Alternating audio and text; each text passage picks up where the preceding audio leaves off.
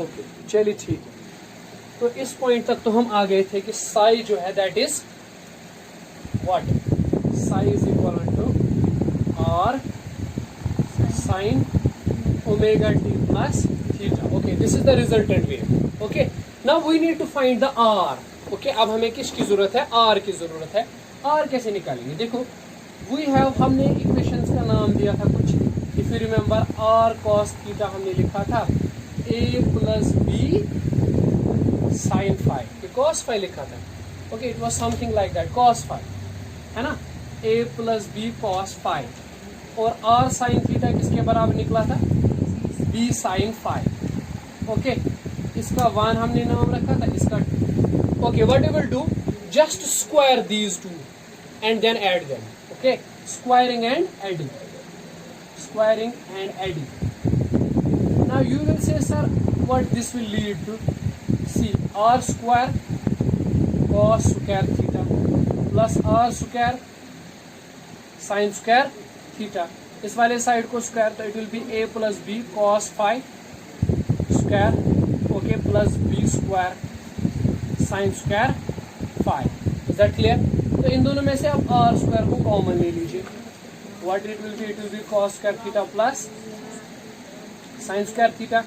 Is this will be a square plus b square, okay, plus 2ab, ठीक है. Then last term it is b square sin square 5, okay. Then it will be r square here. This is cos square theta plus sin square theta, which is always equal to 1. Okay, this will be then a square plus, okay, see here is a twist, it is b square cos square phi and b square sin square phi. अगर हम इन दोनों terms में से b square को common ले लें तो अंदर क्या बचेगा ब्रैकेट में, cos square phi plus sin square phi, which is again 1, plus then we have 2ab cos phi. So हमारा जो रिजल्टेंट है r amplitude, that will be a square plus b square plus 2ab cos phi. Okay, so we are able to find the value of r. R is the amplitude of resultant wave. Okay, r is the amplitude of resultant wave. See, if you know the amplitude of first wave, amplitude of second wave and their phase difference, it is easy to calculate the resultant amplitude. Okay, it's very easy. Now the question remains about this theta. How to calculate this theta? जो हमें final wave निकली उसमें r का value तो आपने calculate कर दिया, ठीक है. अब बचा किसका वैल्यू, थीटा का वैल्यू. तो थीटा का वैल्यू आपको कैलकुलेट करना पड़ेगा, ठीक है. तो थीटा का वैल्यू कैसे कैलकुलेट करोगे, just divide equation 2 by 1. Okay, divide these two equations. Divide r sin theta by r cos theta. R and r will go, sin theta by cos theta will reduce to tan. Okay, है ना. So ये term तो इस side से तो same रहेगा, b sin phi divided by a plus b cos phi, है ना. So theta will be simply tan inverse b sin phi divided by a plus b cos phi. Is that clear? Okay, this one is the theta. Am I right? So done. हमने r भी निकाला और हमने यहाँ पे theta भी निकाला, ठीक है. Now we have complete information about the resultant wave, ठीक है. We know it is final amplitude r, that is root of a square plus b square plus 2ab cos phi, and we know this theta. Okay, this theta also, the variable theta, we know this. It is tan inverse b sin phi divided by a plus b cos phi, ठीक है. अब आप एक चीज कर सकते हो और यहाँ पे आप इस फॉर्मूला को कैलकुलेट कर सकते हो in terms of intensity. In terms of intensity देखो, वी नो, अगर मैं आपको बताऊं what is the intensity of resultant wave, what is the intensity of resultant wave, you will say sir that will depend on its amplitude square. Okay, what amplitude is r, so that will depend on r square, which I can say ir is nothing but it is kr square. Okay, similarly what is the intensity of first wave, that will depend on its amplitude square, so we can write ia equivalent to ka square. Clear? Similarly ib, that is b square, so we can write it ib equivalent to kb square, ठीक है. 10 आप इसमें substitute कर दो R is equivalent to root of, okay, go on substituting. Okay, let me write it R square. इस side इस वाले में सब्स्टिट्यूट करेंगे R square. R square के बदले क्या लिखोगे आप? K R square.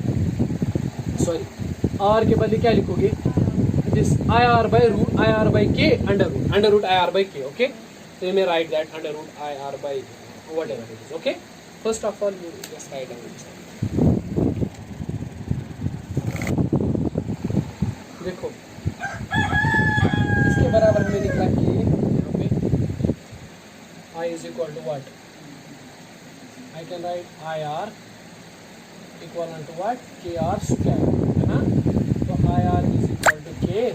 What is R square? That is A square plus B square plus 2AB cos phi.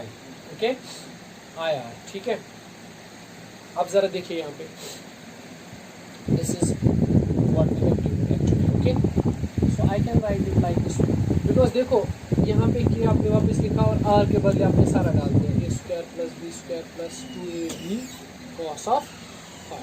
Okay, so यहाँ पे इस तरह से लिखिए, which implies that IR is equal to, okay, if I write it like this way, K square plus 2AB square plus twice, okay, I have to write KAB cos phi.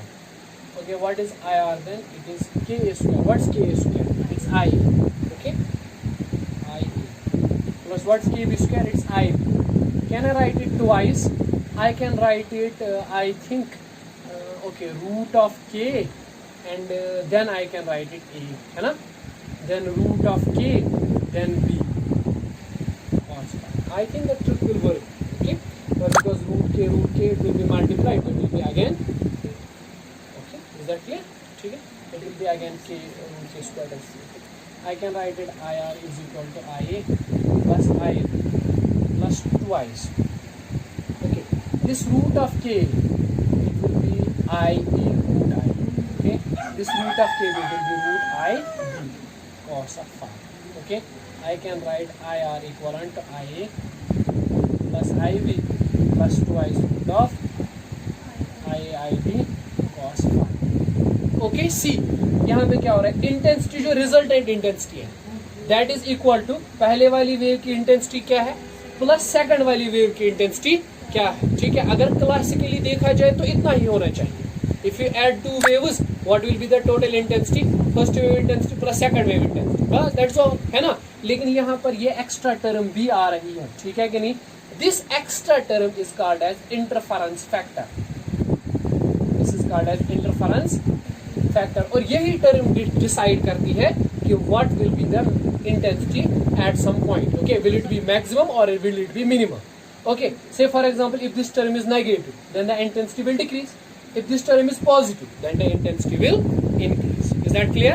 So actually, जब आप दो light sources की waves को add up करते हो, तो what you obtain on the screen just the addition of these two intensities and plus some interference factor.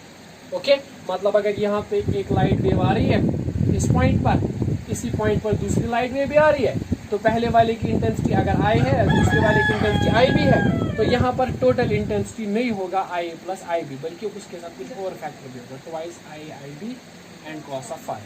Okay, you can then substitute. If phi is 0 means that there is no phase difference, you can see what will be the resultant intensity. ठीक है, if phi is 180 और if phi is something else, you can just obtain the total intensity at the scene. Okay, we'll be seeing next things and more things in next lecture.